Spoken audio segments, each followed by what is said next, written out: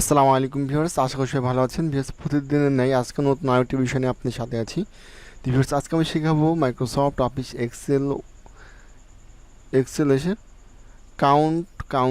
কাউন্টিভ এবং কাউন্ট ব্লাঙ্কের ফাংশনগুলোর কাজ।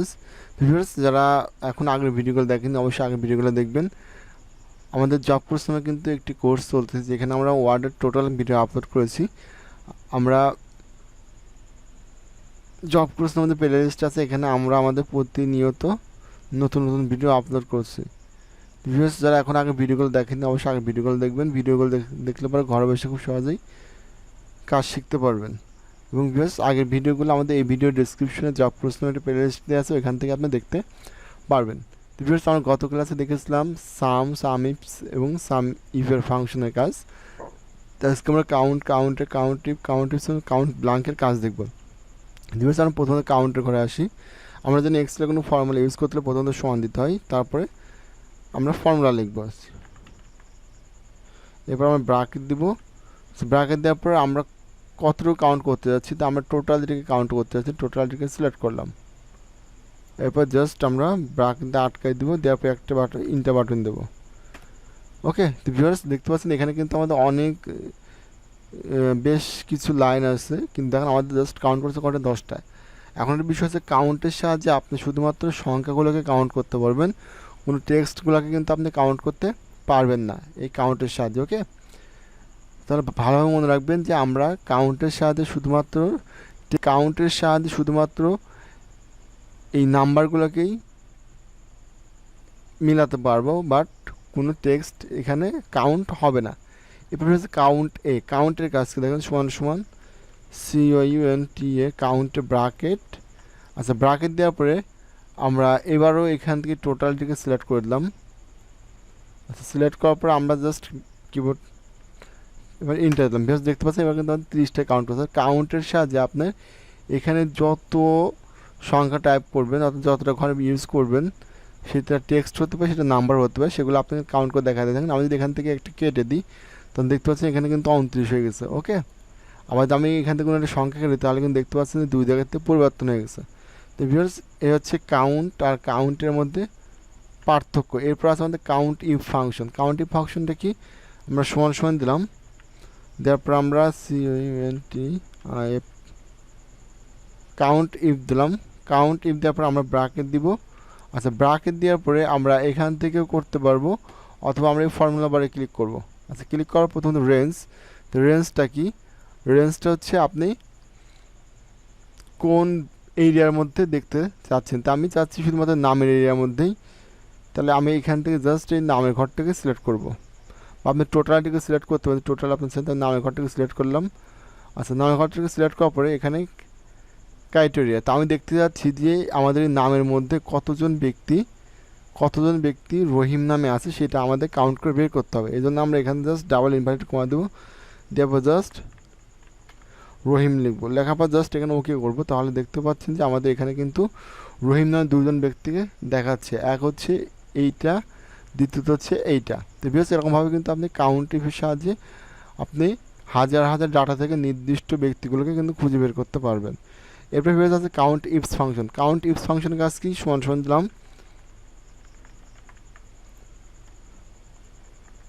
Count ifs. এরপর আমরা এখান থেকে ব্র্যাকেট দিব।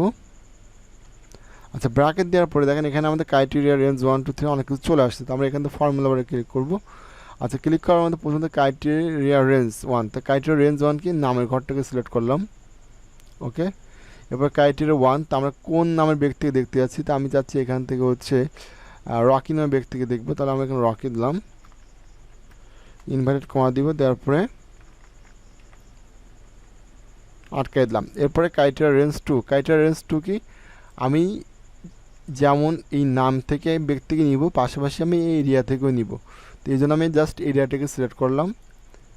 ওকে, এরপরে আমরা এই ক্রাইটেরিয়া 2তে আসবো। আচ্ছা, এখানে আসার পরে আপনি এই এরিয়া থেকে কোন এরিয়ার তথ্যটা দেখতে পাচ্ছেন, রকি নামের যে ব্যক্তিটা আছে। দেখেন রকি নামের ব্যক্তি কিন্তু 2 জায়গায়, যশোর আছে, খোকসাতে আছে।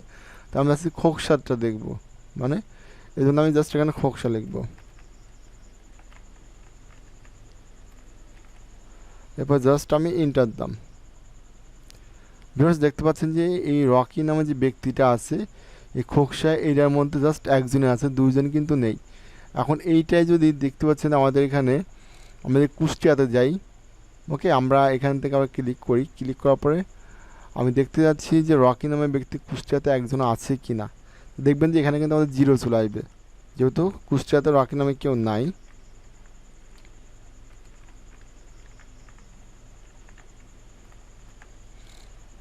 এরপর জাস্ট ওকে করলাম।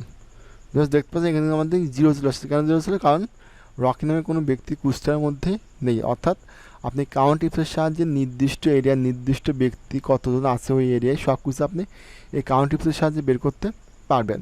ভিউয়ার্স এরপর আছে আমাদের কাউন্ট ব্ল্যাঙ্ক। কাউন্ট ব্ল্যাঙ্কের কাজ কি? সমান দেবো, দেওয়ার পরে COUNT ব্র্যাকেট দিব। আচ্ছা, ব্র্যাকেট দেওয়ার পর ভিউয়ার্স আমরা এই টোটাল রেঞ্জটাকে সিলেক্ট করবো, মানে যতটুকু কাজ করেছি। আচ্ছা, কাজ করার পরে আমরা এখান থেকে ব্র্যাকেট দিয়ে আটকে দেবো, দেওয়ার পর জাস্ট ইন্টার বাটন প্রেস করলাম। এখন দেখেন আমাদের কাউন্ট ব্ল্যাঙ্কে কিন্তু জিরো চলে আসছে। এখন এখানে কেন জিরো আসছে? কারণ এখানে হচ্ছে যদি আমরা যতটুকু সিলেক্ট করেছিলাম যদি এর মধ্যে কোনো ব্ল্যাঙ্ক থাকতো, ফাঁকা ঘর থাকতো, তাহলে এখানে কাউন্ট করে দেখাতে এই ঘরগুলো ফাঁকা আছে। দেখেন আমি এখান থেকে একটা ঘর ফাঁকা করি তাহলে কিন্তু এখানে 1 চলে আসছে।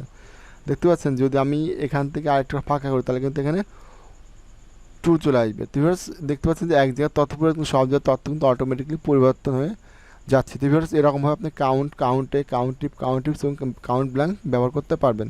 তো আমি আবারও বলছি, কাউন্টের যদি আমরা শুধু জাস্ট কাউন্ট করি তাহলে পরে শুধুমাত্র আমাদের এই নাম্বারগুলোকে কাউন্ট করবে, কোনো টেক্সটে কাউন্ট করবে না। আর যদি আমরা কাউন্টে করলে পরে আমাদের নাম্বার এবং টেক্সট টোটালিটি কাউন্ট করে একবারে দেখাই দিবে।